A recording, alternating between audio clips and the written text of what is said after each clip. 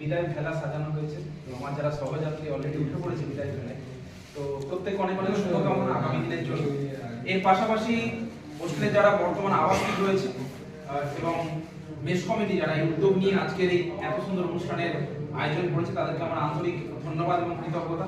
আমি আজকে সকালে বলছিলাম যে আজকে সম্ভবত করোনা পিরিয়ডগুলো বাদ দিলে মেবি হয়তো ফিফথ ফেয়ারওয়েল অনুষ্ঠান চলছে। তো 4টে ফেয়ারওয়েল অনুষ্ঠানেই সঞ্চালকের ভূমিকায় ছিলাম। আজকে সেখানে আমারই আজকে ফেয়ারওয়েলের সময় এসে গেছে।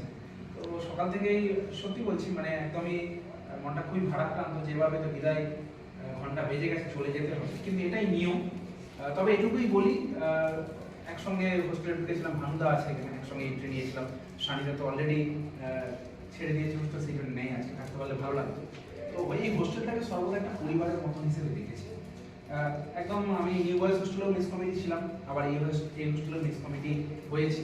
তো চেষ্টা করেছি মেস কমিটি হওয়ার পরেই এই ভাবনা চিন্তা ছিল হোস্টেলের জন্য যদি কিছু নতুনত্ব ইউনিক কিছু করতে পারি, চেষ্টাও করেছিলাম।